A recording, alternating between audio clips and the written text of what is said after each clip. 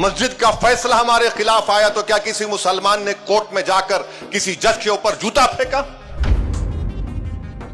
جوتا پھینکنے والے کے بارے میں ایک لفظ نہیں بولا جاتا، نہ میڈیا میں بولا جاتا ہے، کیونکہ وہ اعلیٰ ذات سے اس کا تعلق تھا۔ ملک کی تاریخ اٹھا کر پڑھ لو، جو لوگ آج مسلمانوں کو گالی دیتے ہیں اور وفاداری کا سرٹیفکیٹ ہم سے پوچھتے ہیں، اتنا سب ہم نے سہا اور کل بھی سہیں گے، مگر وطن سے نفرت کے مظاہرے نہیں کیے۔ اقتدار پر بیٹھ کر ظلم کرنے والوں سے ہم نے کہا کہ تم ظالم ہو، ہم تم سے نفرت کرتے۔ تم مسلمانوں کو اگر تم دبا رہے ہو تو تم بھارت کو کمزور کر رہے ہو۔ اور پھر آپ دیکھتے ہیں کہ اس لمبے ہمارے ملک کے سفر میں 62 دسمبر میں کشمیر میں رسول اللہ صلی اللہ علیہ وسلم کا منہ مبارک چوری ہو گیا۔ کیا آپ جانتے ہیں کہ 8 لاکھ مسلمانوں کو اس وقت ایسٹ پاکستان میں ڈھکیل دیا گیا؟ 8 لاکھ، یہ ڈیٹا ہے اس کا۔ فسادات کتنے ہوئے؟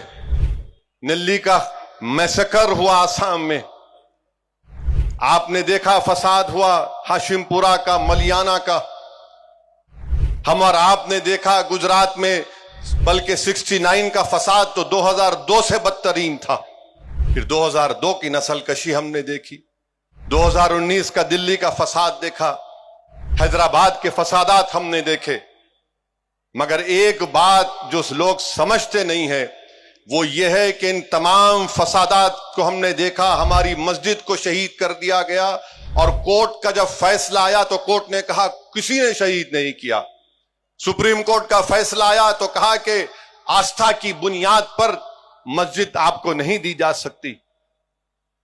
ملک کی تاریخ اٹھا کر پڑھ لو، جو لوگ آج مسلمانوں کو گالی دیتے ہیں اور وفاداری کا سرٹیفکیٹ ہم سے پوچھتے ہیں، اتنا سب ہم نے سہا اور کل بھی سہیں گے، مگر وطن سے نفرت کے مظاہرے نہیں کیے۔ اقتدار پر بیٹھ کر ظلم کرنے والوں سے ہم نے کہا کہ تم ظالم ہو، ہم تم سے نفرت کرتے۔ تم مسلمانوں کو اگر تم دبا رہے ہو تو تم بھارت کو کمزور کر رہے ہو۔ اگر بھارت ایک دنیا کا امن گاہ بننا چاہتا ہے، ایک ڈیولپ کنٹری بننا چاہتا ہے، کیسے بنے گا جب آپ 19 کروڑ مسلمانوں کو اس طرح حقارت کی نظر سے دیکھیں گے، ان سے ناانصافی کریں گے؟ اور سمویدھان میں رائٹ ٹو ایکوالٹی جو ہے وہ سبسٹینٹیو ایکوالٹی ہے، آپ اس کو بھول جاتے ہیں۔ مسجد کا فیصلہ ہمارے خلاف آیا تو کیا کسی مسلمان نے کورٹ میں جا کر کسی جج کے اوپر جوتا پھینکا؟